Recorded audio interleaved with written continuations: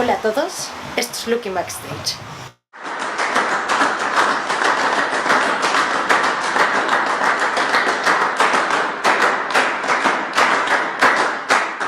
En el vídeo de hoy vamos a ver la grabación del CD de un ensemble de música contemporánea de aquí de Holanda que se llama Ensemble Modelo 6262 y vamos a ver cómo van. No sé cómo se verá porque no me veo en el visor, así que vamos allá.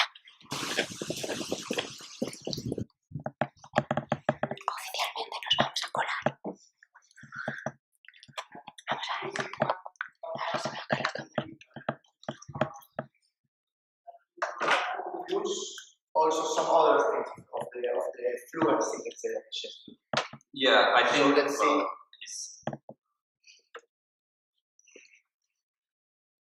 Exactly. I mean, it's so kind of dense. I think that can be prioritized almost over accuracy of non-accented notes.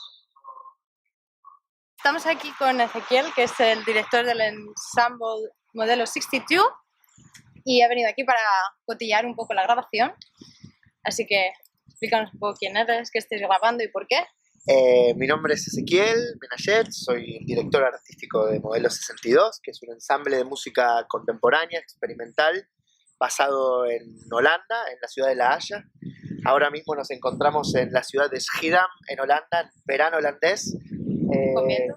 Sí, con viento y con una temperatura levemente por debajo de lo agradable.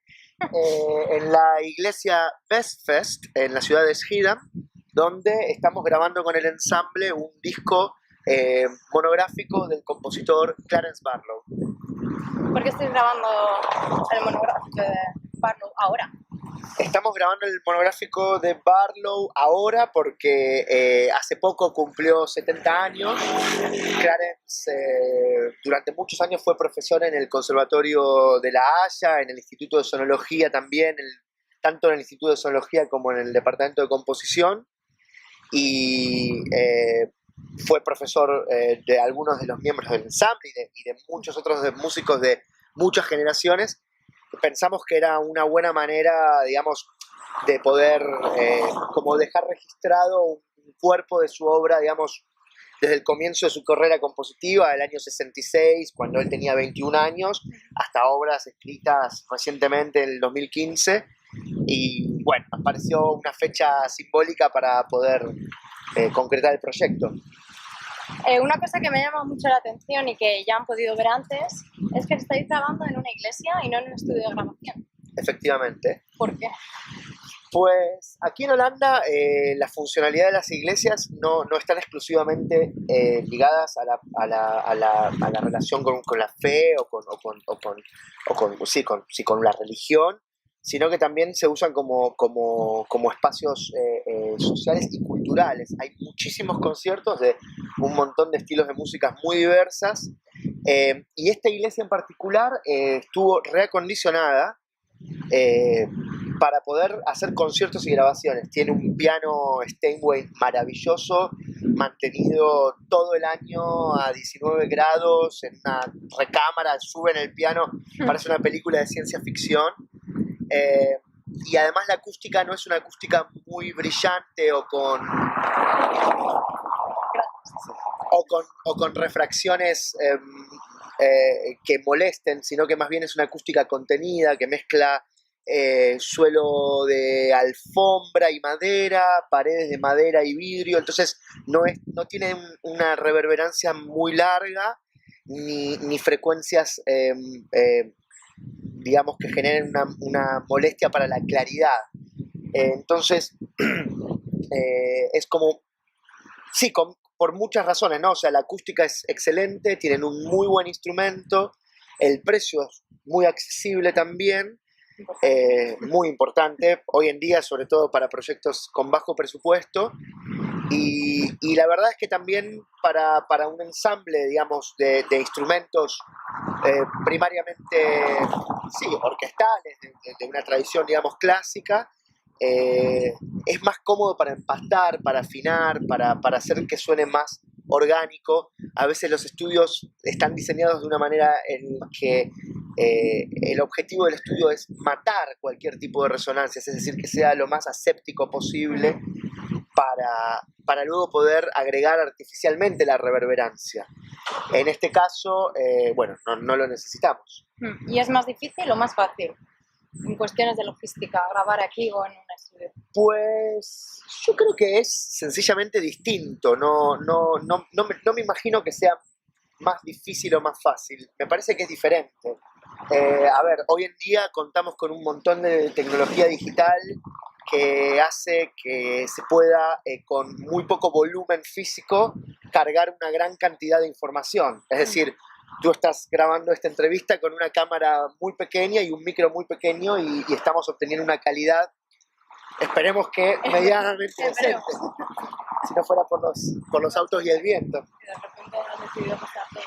Exactamente.